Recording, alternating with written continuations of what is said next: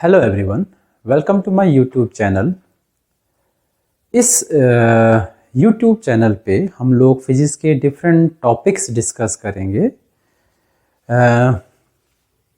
आज हम स्टार्ट कर रहे हैं क्वांटम मैकेनिक्स से, और क्वांटम मैकेनिक्स में भी हम स्टार्ट करेंगे टाइम डिपेंडेंट श्रोडिंगर इक्वेशन से।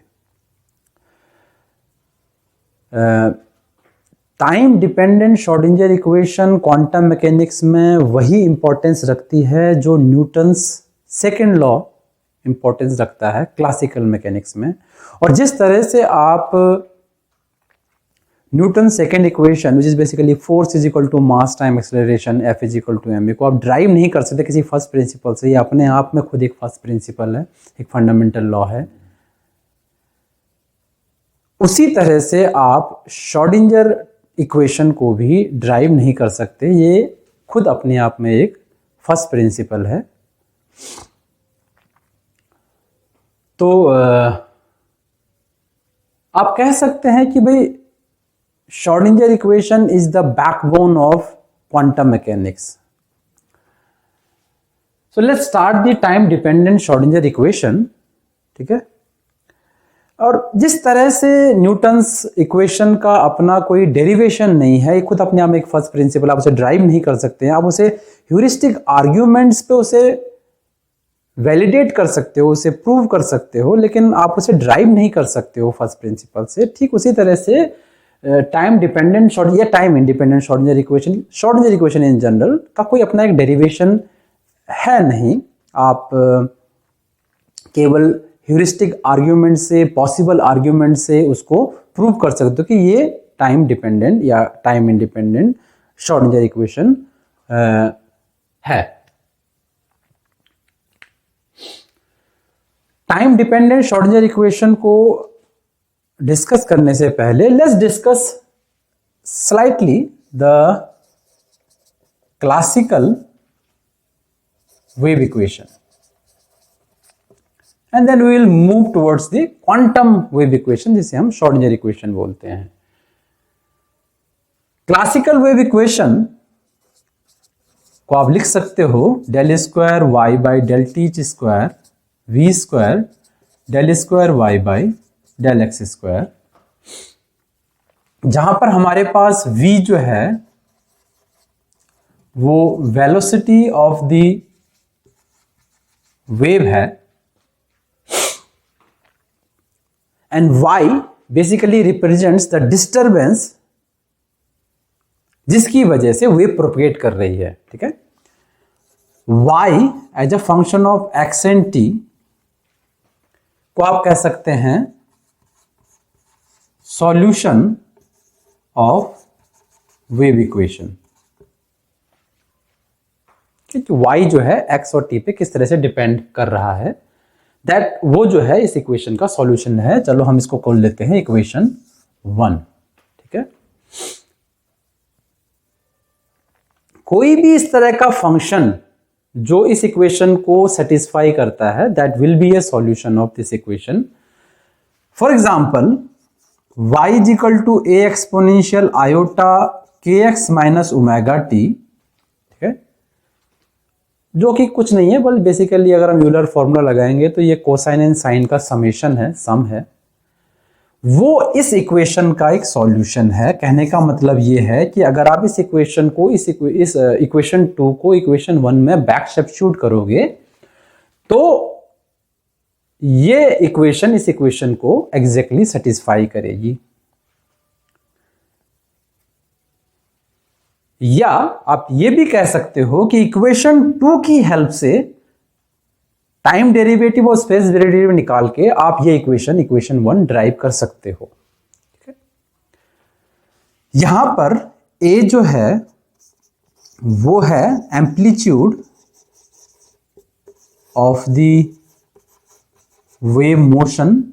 एग्जैक्टली बहे तो वेव डिस्टर्बेंस जो y है इसका मैक्सिमम डिस्प्लेसमेंट है, मैक्सिमम डिस्टर्बेंस कितना है, मैक्सिमम डिस्प्लेसमेंट कितना है, वो है k जो है उसे हम बोलते हैं wave vector.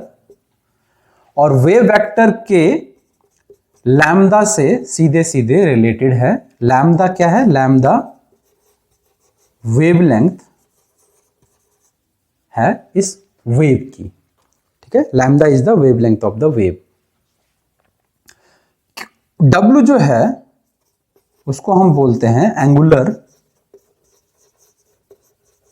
Frequency of the wave, ठीक है। बेसिकली हमारे पास एक साइनसॉइडल डिस्टरबेंस है, ठीक है। आइदर लॉन्गिट्यूडिनल वेव जो साउंड वेव की तरह हो तो along the direction of the wave motion है।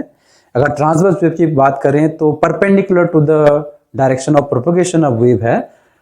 वो किस फ्रीक्वेंसी से डिस्टरबेंस हो रहा है, डिस्प्लेसमेंट हो रहा है, that is represented by this angular frequency. उसकी जो फ्रीक्वेंसी है, ठीक है, और sinusoidal motion of the wave जो है उसकी जो फ्रीक्वेंसी है दैट इज एंगुलर फ्रीक्वेंसी। और W जो है वो न्यू यानी कि लीनियर फ्रीक्वेंसी के साथ इस तरह से रिलेटेड होता है, लीनियर फ्रीक्वेंसी, ठीक है। केवल इक्वेशन 2 ही इक्वेशन 1 का एक सॉल्यूशन नहीं है। आप कह सकते हो कि y = a sin kx - omega t भी इसका एक सॉल्यूशन हो सकता है, ठीक है। ये इसको सेटिस्फाई करता है। अगर बैक सब्स्टिट्यूट करोगे तो it will exactly satisfy this equation, right hand side equal to left hand side. और similarly cosine function y = a cos of kx - omega t भी इस इक्वेशन का एक सॉल्यूशन हो सकता है। और यही नहीं, depending on the boundary condition on this equation 1 और किस तरह का हमारा सिस्टम है उस पर किस तरह की बाउंड्री कंडीशन लगी हुई है, y जरूरी नहीं कि इस तरह का ही कोई सिंपल फंक्शन हो, एक कॉम्प्लिकेटेड पीरियोडिक फंक्शन भी हो सकता है, ठीक है। लेकिन आइडिया ये नहीं है कि हमें कॉम्प्लिकेटेड पीरियोडिक फंक्शन लेना है, ठीक है। आइडिया ये है कि भाई इक्वेशन 2 या इक्वेशन साइन फंक्शन या कोसाइन फंक्शन या इनका लीनियर कॉम्बिनेशन भी, साइन एंड कोसाइन का भी इसका एक सॉल्यूशन हो सकता है। इनफैक्ट आप इक्वेशन 2 को साइन एंड कोसाइन के सम लीनियर कॉम्बिनेशन के वे में देख सकते हो। Equation 2 is the linear combination of sine and cosine functions. तो बेसिक आइडिया ये नहीं है कि कोई भी कॉम्प्लिकेटेड फंक्शन, पीरियोडिक फंक्शन को हम इसका सॉल्यूशन ले सकते हैं। आइडिया ये है कि अगर मुझे ये प्रूव करना है कि ये इक्वेशन जो है ये ट्रू है, ये वेव इक्वेशन है, यानी कि मैं इस इक्वेशन की हेल्प से अगर ये इक्वेशन ड्राइव करना चाहता हूं तो एक सिंपल फंक्शन मेरे लिए काम कर जाएगा। मुझे कोई कॉम्प्लिकेटेड पीरियोडिक फंक्शन लेने की जरूरत नहीं है, कोई भी complicated linear combination of sine cosine लेने की जरूरत नहीं है। That equation 2 is sufficient for me and this is precisely the essence of Schrodinger equation derivation. Okay, let's come to the Schrodinger equation. So this is all about your classical wave equation, ठीक है। Equation 2 हमारे पास एक primary important equation है, ठीक है। Equation 2 की help से, जैसे मैंने अभी कुछ देर पहले आप लोगों को बताया कि इक्वेशन 2 की हेल्प से आप इक्वेशन 1 को ड्राइव कर सकते हो, ठीक है, डेरिवेशन कर सकते हो उसकी। आप कह सकते हो कि भाई इक्वेशन 1 जो है वो इक्वेशन 2 जो है इक्वेशन 1 का सॉल्यूशन है। आप इसका टाइम डेरिवेटिव ले सकते हो, स्पेस डेरिवेटिव ले सकते हो, and you will again get back to this equation. Obviously if you define W by K as V, which is usually the K, I mean it is the fact basically, W by K is the velocity of the wave, ठीक है। तो अगर आप इस definition को लेके काम करोगे तो यू कैन इजिली प्रूव कि भाई हमारे पास इक्वेशन 2 की हेल्प से आप इक्वेशन 1 को ड्राइव कर सकते हो, ठीक है। सिंपलेस्ट केस में आपको कोई कॉम्प्लिकेटेड पीरियोडिक फंक्शन, इसका कॉम्प्लिकेटेड सॉल्यूशन लेने की जरूरत नहीं है। और यही एसेंस है डेरिवेशन ऑफ श्रोडिंगर इक्वेशन का, जिसमें हम इक्वेशन 2 को with certain modification which will discuss, थोड़ी देर में मैं डिस्कस करता हूं, आप श्रोडिंगर इक्वेशन ड्राइव कर सकते हो। तो श्रोडिंगर इक्वेशन पे आते हैं। Now Schrodinger equation is a wave equation exactly like equation 1. Equation 1 की तरह ही एक wave equation है। एक wave equation क्या होती है? स्पेस डेरिवेटिव और टाइम डेरिवेटिव में एक रिलेशन है। That is basically the in crux, simple terms में it is the wave equation, the space derivative, relation between the space derivative and the time derivative। और अगर मैं श्रोडिंगर इक्वेशन प्रूव करना चाहता हूँ, श्रोडिंगर इक्वेशन ड्राइव करना चाहता हूँ, तो मुझे भी एक स्पेस डेरिवेटिव टाइम डेरिवेटिव में रिलेशन ढूंढना पड़ेगा इक्वेशन 2 को as a solution of Schrodinger equation मानकर, ठीक है, because equation 2 should be a solution of ordinary equation, because ordinary equation का सॉल्यूशन भी वेव इक्वेशन ही है। Now why we need Schrodinger, हमें शॉर्डिनरी इक्वेशन की जरूरत क्यों पड़ी बेसिकली, ठीक है, टाइम डिपेंडेंट टाइम इंडिपेंडेंट तो एक अलग बात है, हमें शॉर्डिनरी इक्वेशन की जरूरत ही क्यों पड़ी, ठीक है। ये कंसेप्ट हमें डायरेक्टली ले जाता है डी ब्रोली के आइडिया पे, the idea of de Broglie. तो let's slightly discuss the de Broglie idea, बहुत डिटेल में नहीं जाएंगे।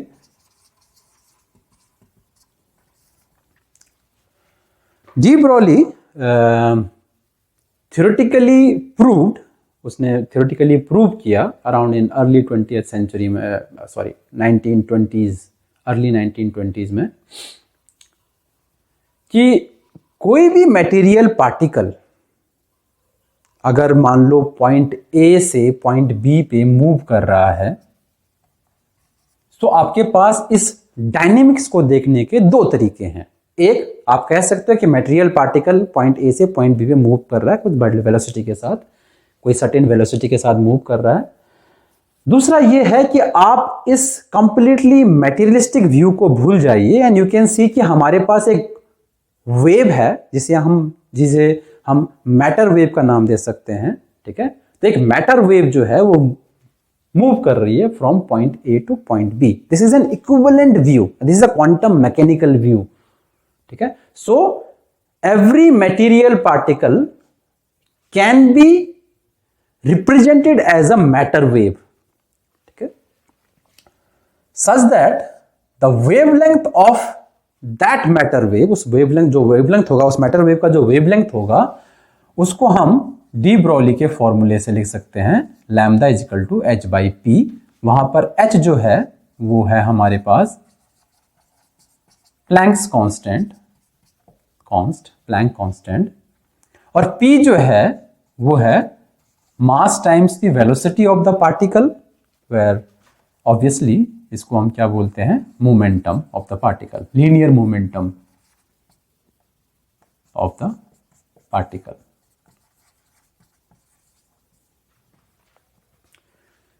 ठीक है। तो ये एसेंस है डी ब्रोगली के आइडिया का, डी ब्रोगली का बेसिकली, कि आप किसी भी मटेरियल पार्टिकल का जो मूवमेंट है, अगर कोई मटेरियल पार्टिकल मूव कर रहा है, ठीक है, तो forget about the material particle, that material particle can be viewed as a wave, ठीक है, जिसे हम मैटर वेव बोलते हैं, ठीक है। और अगर material particle can be visualised as a matter wave, तब हमें एक वेव इक्वेशन भी होनी चाहिए, क्योंकि मटेरियल पार्टिकल की डायनेमिक्स को निकालने के लिए तो हमारे पास न्यूटन्स लॉ है। अगर मैं ये क्लासिकल पॉइंट ऑफ व्यू लूं और ये बोलूं कि भाई मटेरियल पार्टिकल पॉइंट ए से पॉइंट पे मूव कर रहा है, तो न्यूटन्स लॉ की हेल्प से उसके डायनेमिक्स को सॉल्व कर सकता हूं, F is equal to M A से, ठीक है। लेकिन अगर मैं क्वांटम मैकेनिकल आइडिया लूं कि भाई एक वेव है जो मूव कर रही है पॉइंट ए से पॉइंट बी पे, मैटर वेव है जो मूव कर रही है पॉइंट ए से पॉइंट बी पे, and wavelength of that wave is given by this formula lambda is equal to H by P, ठीक है, देन हमें एक वेव इक्वेशन की जरूरत पड़ेगी, ठीक है। ठीक इसी तरह की वेव इक्वेशन की जरूरत पड़ेगी, और उस वेव इक्वेशन को सबसे पहले डिस्कवर किया, ड्राइव किया, जो भी आप कहना चाहते हैं आप कह सकते हो, डिस्कवर किया, वो वर्ड ज्यादा बेटर है, डिस्कवर किया, बिकॉज डेरिवेशन तो ऐसा सच है नहीं इसकी। तो जो डिस्कवर किया वो श्रोडिंगर ने डिस्कवर किया, जिसे हम आज श्रोडिंगर इक्वेशन के नाम से जानते हैं, that's a Schrodinger wave equation basically. और हम प्रूव कर रहे हैं टाइम डिपेंडेंट श्रोडिंगर इक्वेशन को, ठीक है। डी ब्रोगली आइडिया को जरा सा मैं चेंज कर सकता हूं, मैं इसको लिख सकता हूं 2 पाई बाई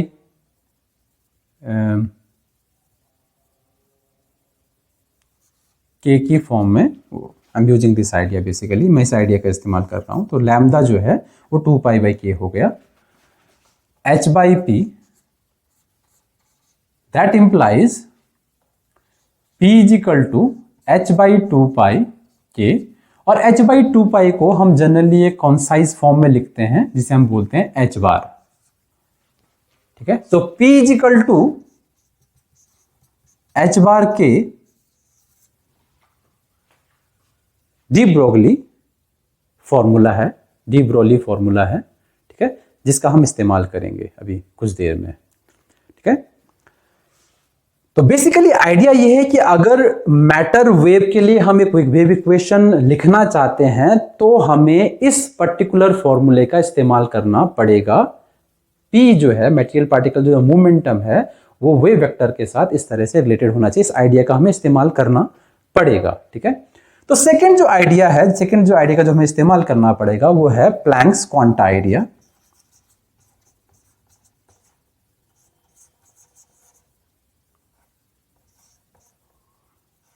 Planck's quanta.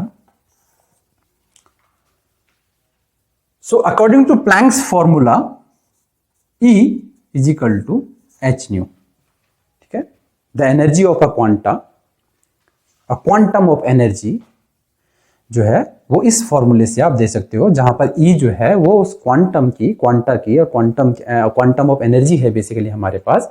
इसको भी मैं थोड़ा सा मॉडिफाई कर सकता हूं, multiply and divided by 2 pi h by 2 pi h bar, और 2 pi nu is angular frequency W।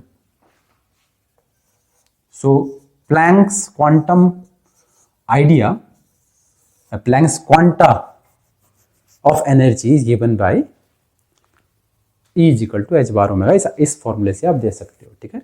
तो ये जो दो फॉर्मूले हैं जिसे मैं कह सकता हूं इक्वेशन 3 और इक्वेशन 4, ये बहुत इंपॉर्टेंट हैं, ठीक है। तो यदि मैं ये कह रहा हूं कि मेरे पास एक मैटर वेव के लिए मेरे पास एक वेव इक्वेशन होनी चाहिए, कुछ इस तरह की वेव इक्वेशन होनी चाहिए, तो उसका जो सॉल्यूशन है उस वेव इक्वेशन का, जिसे मैं इक्वेशन 2 एज अजम्पशन में ले रहा हूं कि श्रोडिंगर इक्वेशन का जो सॉल्यूशन है इक्वेशन 2, वो इन आइडिया को इनकॉर्पोरेट उसे करना चाहिए। इक्वेशन 2, इक्वेशन 3 और इक्वेशन 4 इक्वेशन 2 के साथ हमें सब्स्टिट्यूट करने चाहिए। जो मैटर वेव जो मैटर वेव का जो मेरे पास वेव इक्वेशन होगी, जो उसका सॉल्यूशन होगा, उसके अंदर इक्वेशन 3 एंड इक्वेशन 4 को हमें यूज करना पड़ेगा, बिकॉज दैट इज द जो हमारे पास मैटर वेव है वो सिंपल ऑर्डिनरी वेव नहीं है, वो quantum wave of a quanta है, क्वांटम वेव है बेसिकली, ठीक है। तो इक्वेशन 2 को मैं लिख सकता हूं यूजिंग इक्वेशन 3 एंड इक्वेशन 4, दोनों का यूज करके मैं लिख सकता हूं इसको y is equal to a exponential iota, अब k P by H bar हो जाएगा और W E by H bar मैं यूज कर सकता हूं यहां पे, ठीक है। So y is equal to A exponential P by H bar x minus E by H bar t। Finally जो हमारा इक्वेशन 2 होगा, मैं एच बार को बाहर ले सकता हूं,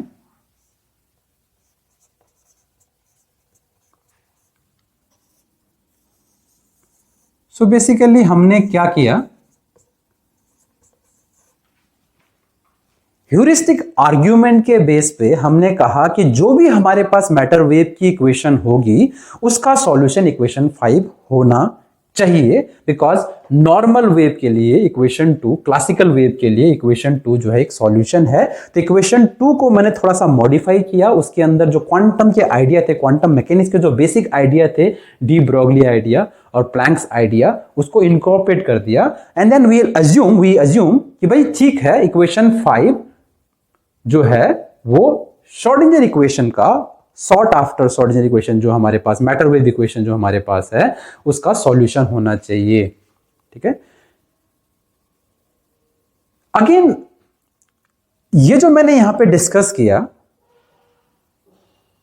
वो डिस्कस करने का आइडिया ही ये था कि जिस तरह से इसका सॉल्यूशन केवल इक्वेशन 2 नहीं हो सकता है, कोई भी जनरल फंक्शन हो सकता है, श्रोडिंगर इक्वेशन का भी सॉल्यूशन जरूरी नहीं इक्वेशन 5 ही हो, कोई जनरल भी हो सकता है, लेकिन ये भी श्रोडिंगर इक्वेशन का सॉल्यूशन होगा। और सिंपलेस्ट वे में अगर मुझे कोई श्रोडिंगर इक्वेशन को ड्राइव करना है, प्रूव करना है कि ये श्रोडिंगर इक्वेशन है, इक्वेशन 5 मेरे लिए सफिशिएंट है। जैसे आप किसी भी आर्बिट्रेरी लीनियर कॉम्बिनेशन करके साइन एंड कोसाइन का एक फंक्शन बना सकते थे और फिर उस फंक्शन से प्रूव कर सकते थे इक्वेशन 1 जो है हम उस फंक्शन से आप प्रूव कर सकते थे कि इक्वेशन 1 जो है वो क्लासिकल वेव इक्वेशन होनी चाहिए, ठीक है, बैक सब्स्टिट्यूट करके।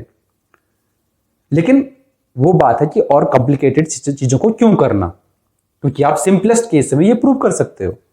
तो उसी तरह से श्रोडिंगर इक्वेशन को ड्राइव करने के लिए हम सबसे सिंपलेस्ट रूट लेते हैं, हम सबसे सिंपलेस्ट फंक्शन लेते हैं, विच इज ये जो है इक्वेशन 5 जो है वो श्रोडिंगर इक्वेशन का सॉल्यूशन मान के चलते हैं। हम कॉम्प्लिकेटेड भी ले सकते हैं, लेकिन उससे मैथमेटिक्स और कॉम्प्लिकेटेड ही होने वाली है। सो अगर हमें सिर्फ प्रूफ ही करना है कि श्रोडिंगर इक्वेशन की फॉर्म ही हमें डिस्कवर करने की ये श्रोडिंगर इक्वेशन है, इक्वेशन 5 जो है हमारे लिए सफिशिएंट है, ठीक है। बिकॉज इक्वेशन 5 हम अज्यूम करके चल रहे हैं कि इट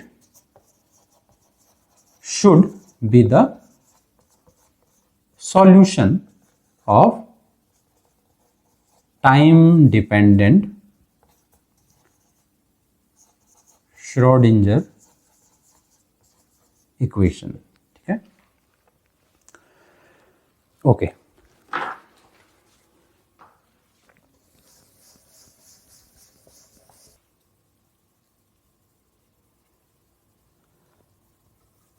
नाउ पिक्चर सिंपल हमारे लिए हो गई है, ठीक जैसे क्लासिकल वेव इक्वेशन में हमने कहा था कि भाई इक्वेशन 2 से आप इक्वेशन 1 ड्राइव कर सकते हो, हम यहां पर भी कह रहे हैं कि इक्वेशन 5 से आप Schrodinger equation, time dependent Schrodinger equation drive कर सकते हो, ठीक है। हमें पता है कि वेव इक्वेशन क्या होती है, स्पेस डेरिवेटिव और टाइम डेरिवेटिव के बीच में एक रिलेशन होना चाहिए। तो हमें करना है कि इक्वेशन 5 का स्पेस डेरिवेटिव निकालना है, टाइम डेरिवेटिव निकालना है और उनके बीच में रिलेशन देखना है कि क्या रिलेशन होगा। लेकिन उससे पहले दो इंपॉर्टेंट चीजें बहुत जरूरी हैं श्रोडिंगर इक्वेशन को ड्राइव करने से पहले, क्योंकि ये रैंडमली हम इससे स्पेस डेरिवेटिव टाइम डेरिवेटिव नहीं निकाल सकते हैं। हम नहीं कह सकते कि हमने स्पेस डेरिवेटिव निकाला और टाइम डेरिवेटिव निकाला, एक रिलेशन देखा, दोनों के बीच में क्या रिलेशन है और वो रिलेशन हम कैसे देखेंगे वो भी जरूरी है। तो दो इंपॉर्टेंट चीजें वो क्या है, let's say first A, matter wave के केस में, या पहले मैं कहूं चलो पहले classical mechanics classical wave equation लेते हैं। क्लासिकल वेव इक्वेशन के केस में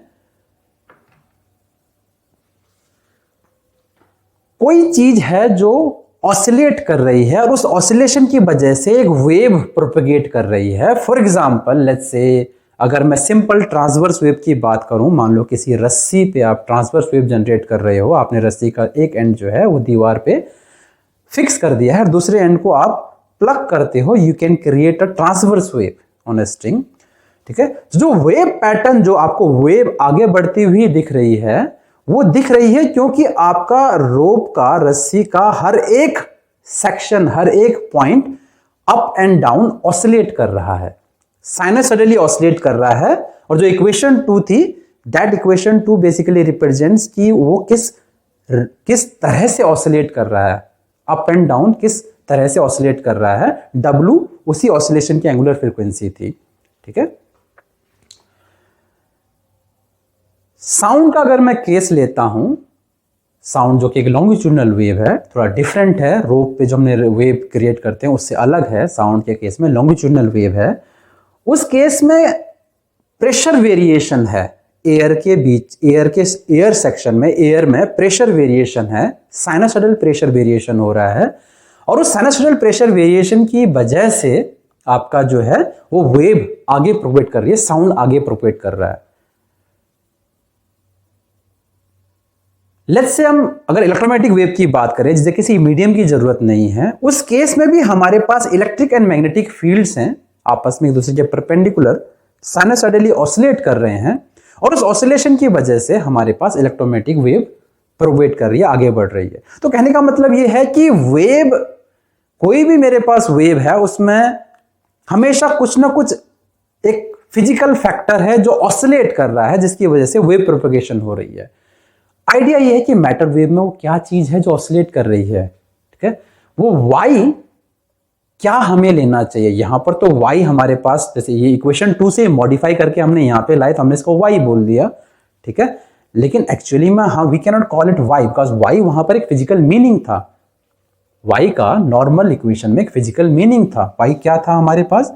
उस केस में हमारे पास, अगर मैं सिंपल ट्रांसवर्स वेव लूं, तो ये जो हमारे पास डिस्प्लेसमेंट था up and down, crest and trough, ये जो डिस्प्लेसमेंट है वो वाई है, ठीक है। और अब मैं डिस्टरबेंस बोलूं या डिस्प्लेसमेंट बोलूं, वो मेरे पास वाई है। मैटर वेव के केस में वो क्या है? That is a mystery. So क्योंकि ये हमारे पास एक अननोन पैरामीटर, इसका कोई फिजिकल मीनिंग अभी तक हमें पता ही नहीं है, सो हम उसको साई बोल सकते हैं। And that psi is nothing but what you call as a wave function, ठीक है। तो इक्वेशन 5 जो मेरे पास है ये मॉडिफाई हो गई, और हम कह सकते हैं जो साई है, मैं इसे कैपिटल साई कर देता हूं, function of X and T, ठीक है। क्योंकि हम यहां पर एक सिर्फ वन डायमेंशनल वेव ले रहे हैं। हम कह रहे हैं कि हमारी जो वेव है, जैसे मैंने यहां बनाया था, वो एक्स डायरेक्शन में ही जा रही है केवल, ठीक है, अलग अलग डायरेक्शन में नहीं जा रही है। वाई एंड जेड मतलब 3 डायमेंशनल वेव नहीं है, केवल 1 डायमेंशनल वेव है। सिंपलिसिटी के हम ये लेके चल रहे हैं। तो साई जो है function of X and T होगा, और वो क्या होना चाहिए? Some constant, we can call the amplitude of that matter wave, exponential iota by H bar P X minus E T, ये मेरे पास होना चाहिए। इसको मैं कह देता हूं इक्वेशन 6 फाइनली, ठीक है। तो मेन इंपॉर्टेंट कंसेप्ट हमारे पास यहां पर क्या हमने इंट्रोड्यूस कर दिया कि हमने y को रिप्लेस कर दिया एक अननोन फंक्शन से, जिसको हमने कहा वेव फंक्शन हमारे पास है, साई है, ठीक है। और उस साई की टर्म्स में हम अपनी वेव इक्वेशन, मैटर वेव के लिए वेव इक्वेशन को लिखना चाहते हैं। सेकेंड इंपॉर्टेंट कंसेप्ट है वो है कंजर्वेशन ऑफ एनर्जी का, ठीक है। तो जो भी इक्वेशन आप ड्राइव करोगे वो उसको एनर्जी कंजर्वेशन, या सिंपल टर्म्स में बोले तो mechanical energy conservation of mechanical energy को सेटिस्फाई करना ही पड़ेगा। वो क्या है?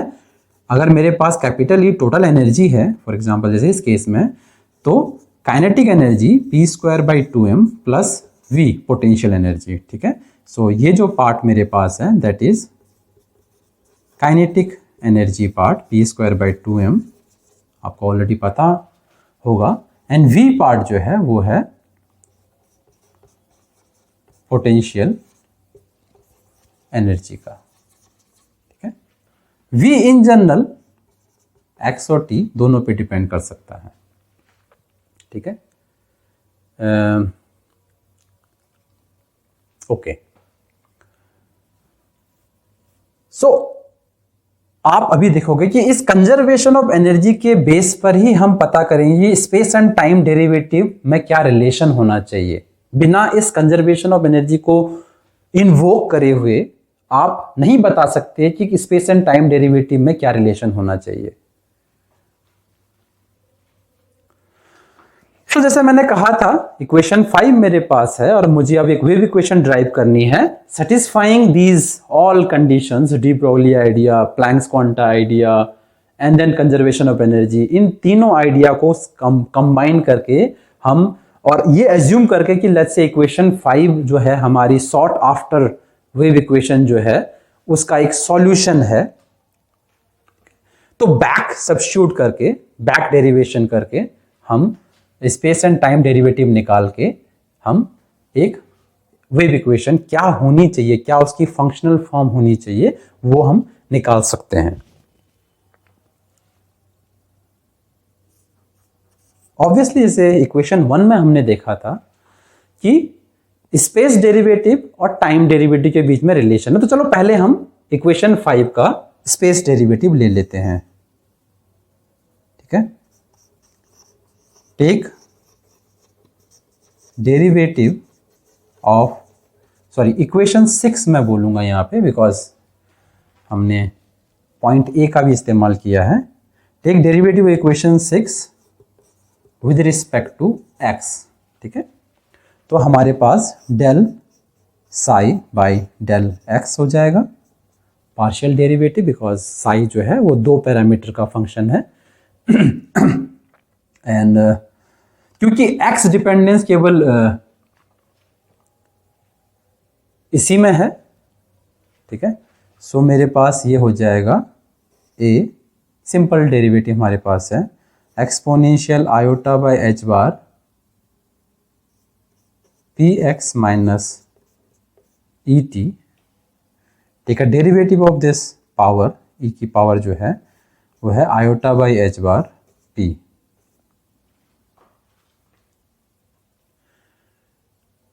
ठीक है।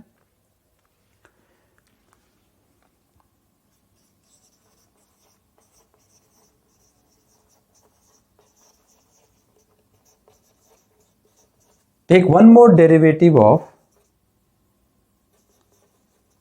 above इक्वेशन, लेट्स से एक बार और अगर हम डेरिवेटिव करेंगे तो del square psi by del X square, again A exponential P X minus E T, ठीक है, iota by H bar P multiplied with iota by H bar P, 2 बार मेरे पास iota by H bar P आ गया।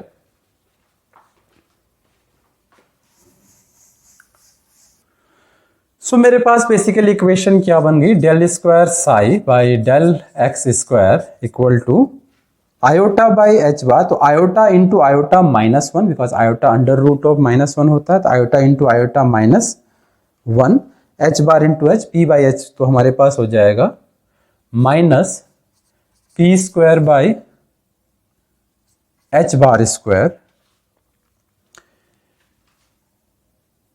ए exponential iota by H bar P X minus E T, but this term जो हमारे पास ये टर्म है वो खुद ही हमारे पास साई है, तो इसको मैं लिख सकता हूं minus P square by H bar square psi, ठीक है। तो फाइनली हमने क्या कर दिया, del square psi by del X square equal to minus P square by H bar square psi X and T, and I will call this equation 7 हम इसको बोल देते हैं, इसको मैं बॉक्स में कर देता हूं, ठीक है। नाउ अब हमें टाइम डेरिवेटिव भी चाहिए, ठीक है। और देखो यहां पर कोई जरूरी नहीं कि हम सेकंड डेरिवेटिव लें या फर्स्ट डेरिवेटिव तक ही लें या सेकंड लें या थर्ड लें, only the conservation of this energy, mechanical energy, हमें गाइड करेगी कि हमें कितने डेरिवेटिव लेने हैं, ठीक है। तो इसका हम सॉरी इक्वेशन 6 का टाइम डेरिवेटिव लेते हैं, ठीक है। तो take time derivative of equation 6, यानी कि इसका हम करते हैं टाइम डेरिवेटिव और derivative with respect to T, equation 6 का, क्योंकि टी डिपेंडेंस हमारे पास यहां पर है। So a exponential iota by H bar P X minus E T, and then derivative time के रिस्पेक्ट में ऊपर वाले टर्म्स का, जो मुझे देगा iota E by H bar, ठीक है, क्योंकि टी का कोफिशिएंट ई है, ठीक है। ओके, तो हमारे पास अगेन ये जो मेरे पास है फ्रॉम इक्वेशन 6 खुद अपने आप में साई है, तो minus iota E by H bar capital Sai, ठीक है, इक्वेशन 8, ठीक है।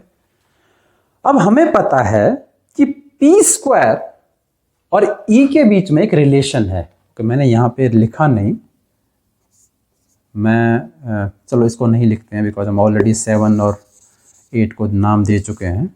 तो जो मेरे पास एनर्जी कंजर्वेशन इक्वेशन है उसकी हेल्प से मैं डायरेक्टली देख सकता हूं कि मेरे पास पी स्क्वायर और ई के बीच में रिलेशन है, तो ये पी स्क्वायर और ई के बीच में रिलेशन है, इसका मतलब वेव इक्वेशन जो मेरे पास होगी, एक डेरिवेटिव ऑफ टाइम और दो डेरिवेटिव ऑफ स्पेस के बीच में रिलेशन होगा।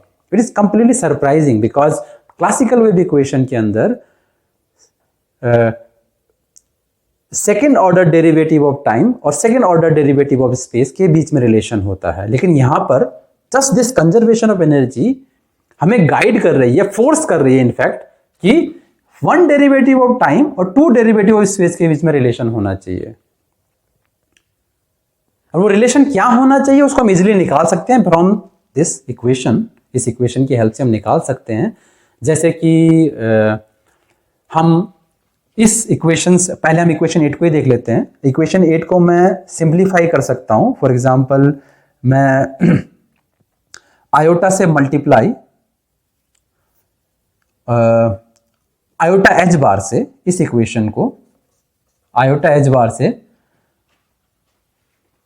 मल्टीप्लाई एंड डिवाइड कर सकता हूं पूरी इक्वेशन को, ठीक है। सो हमारे पास क्या हो जाएगा,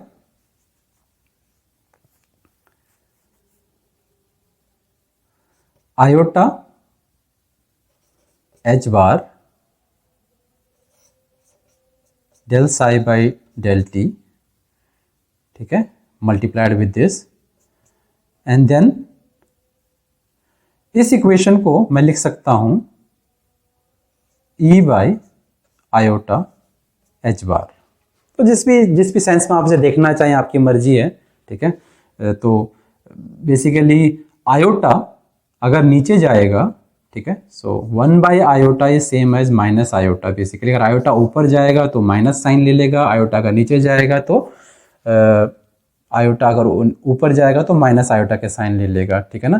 तो यहाँ पर आयोटा ऊपर है, अगर आयोटा नीचे जाएगा तो माइनस आयोटा बन जाएगा। This is the property of iota, simple, ठीक है, बिकॉज आयोटा जो है हमारे पास वो अंडर रूट ऑफ -1 होता है, ठीक है। सो आयोटा स्क्वायर जो है वो -1 होता है। इस प्रॉपर्टी का अगर मैं इस्तेमाल करूंगा तो आई कैन इजीली प्रूव कि मेरे पास आयोटा अगर नीचे जाएगा तो माइनस आयोटा बन जाएगा, तो माइनस से माइनस कैंसिल हो जाएगा और मेरे पास आयोटा एच बार हो जाएगा। क्योंकि मैंने यहाँ पर आयोटा एच बार से मल्टीप्लाई एंड डिवाइड किया है, ठीक है, they will cancel out with each other. That implies iota H bar del psi by del T जो है वो ई साई है, ठीक है। तो इसको बोल लेता हूं मैं इक्वेशन नंबर 9,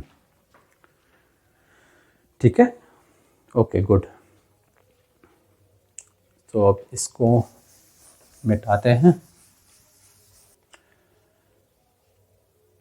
इक्वेशन 7 को भी मैं रीअरेंज कर सकता हूं, ठीक है, क्योंकि मुझे ई और कंजर्वेशन ऑफ एनर्जी का इस्तेमाल करना, तो मुझे 2m का फैक्टर भी वहां पे चाहिए होगा। तो मैं क्या कर सकता हूं, इस इक्वेशन में एच बार स्क्वायर को इधर ले जा सकता हूं और पूरी इक्वेशन को 2m से डिवाइड कर सकता हूं, ठीक है। तो एच बार स्क्वायर मेरे पास right hand side, left hand side में सॉरी चला गया, del X square, and 2m से आपने डिवाइड कर दिया दोनों तरफ, दोनों इक्वेशन की तरफ, ठीक है। दोनों तरफ आप कर रहे हैं तो ठीक है, पी स्क्वायर बाई 2m। तो H bar square left hand side में चला गया, 2m से आपने डिवाइड कर दिया। ये मेरे पास इक्वेशन है, इसको मैं बोल देता हूं इक्वेशन नंबर 10। ना इक्वेशन 9 एंड इक्वेशन 10 और साथ ही साथ हमारे पास है कंजर्वेशन ऑफ एनर्जी का principle, E is equal to P square by 2m plus v, ठीक है। इन 9, 10 और कंजर्वेशन एनर्जी का इस्तेमाल करके मैं एक रिलेशन निकाल सकता हूं स्पेस डेरिवेटिव और टाइम डेरिवेटिव के बीच में। यहां पर आप देखिए कि अच्छा, पहले मैं एक करा देता हूं आपको, पहले आज ये कर लेते हैं, एक बार रिलेशन देख लेते हैं कि मेरे पास इक्वेशन 9, 10 से मैं कैसे इस्तेमाल कर सकता हूं इसको, ठीक है। So let's add 9 and 10 together. 9 and 10 को ऐड करते हैं तो मेरे पास है iota H bar del psi by del T plus H bar square by 2m del square psi by del X square. Left hand side में ये रहेगा, राइट हैंड साइड में है e minus P square by 2m, क्योंकि साई तो common है तो बाहर आ जाएगा साई, ठीक है। And from this equation you can easily see कि E minus P square by 2m क्या है, वो V है, potential energy. So equation become iota H bar del psi by del T equal to, साथ ही साथ में स्पेस डेरिवेटिव वाले टर्म को राइट हैंड साइड में ले जा सकता हूँ, तो it will get a negative sign, minus H bar square by 2m del square psi by del X square and plus E minus V square जो है यहाँ से हम लिख सकते हैं कि v है v साई, ठीक है। ये जो मेरे पास इक्वेशन है, let me call it equation number 11, यही हमारी श्रोडिंगर टाइम डिपेंडेंट इक्वेशन है। सो ये है हमारे पास Schrodinger time dependent equation, in short we can call it STD, Schrodinger time dependent equation, ठीक है। अब जो मैं इंपॉर्टेंट बात आपको बताने वाला था वो ये था कि भाई मैं इक्वेशन 1 की तर्ज पर इक्वेशन 1 से सिमिलरिटी दिखाने के लिए मैं ये कह सकता था कि let's take the second derivative of equation 8, one more time derivative equation 8, मतलब कि इक्वेशन जो मेरे पास 6 था उसका 2 टाइम्स टाइम डेरिवेटिव लेते हैं, और 2 times of time derivative 2 times of space derivative में आपस में रिलेशन होना चाहिए ताकि इक्वेशन 1 के साथ एक सिमिलरिटी आ जाए। क्लासिकल वेव इक्वेशन में 2 टाइम डेरिवेटिव और 2 स्पेस डेरिवेटिव के बीच में रिलेशन है, ठीक है। लेकिन उस केस में क्या होता है, यहाँ पे ई स्क्वायर आ जाता, और ई स्क्वायर और पी स्क्वायर में एग्जैक्ट रिलेशन नहीं बन पाएगा, ठीक है।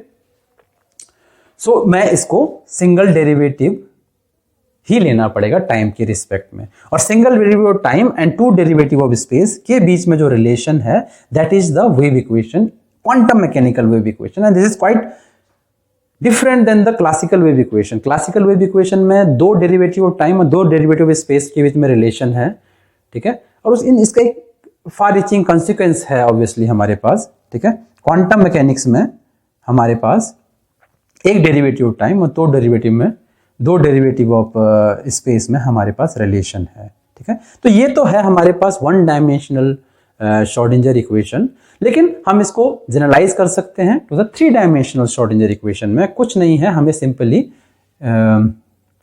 यहाँ पे, ठीक है, साई का जो है वो केवल x के रिस्पेक्ट में डेरिवेटिव नहीं होगा, y और z के रिस्पेक्ट में भी डेरिवेटिव आ जाएगा, ठीक है। क्योंकि इक्वेशन 6 है उस केस में हमारे पास थोड़ा सा मॉडिफाई हो जाएगा। Equation 6 will become a exponential iota by H bar, ठीक है। P का हमारे पास रिलेशन है तो that will be become P dot R minus ET। तो हमारे पास जो है मोमेंटम के तीनों कंपोनेंट होंगे और R के भी तीनों component x, y, z। R is the position vector here, x I y j z k है, and P is px I PYJ PZ के मेरे पास है, ठीक है। और अगर मैं उस इक्वेशन से स्टार्ट करूं अपना and then now do the same whole calculation जो मैंने अभी तक किया है, बहुत इजी है। 3 डायमेंशनल श्रोडिंगर इक्वेशन को, श्रोडिंगर इक्वेशन बदल से 3 dimensional write time dependent, and in short I will write STD, बार बार ना लिखना पड़े। 3 dimensional Schrodinger time dependent equation, ठीक है, and this is nothing but iota H bar del psi by del T equal to minus H bar square by 2m,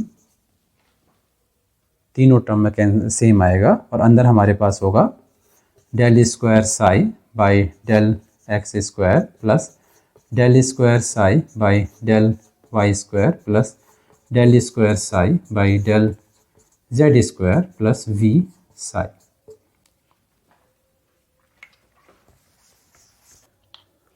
जहां पर आप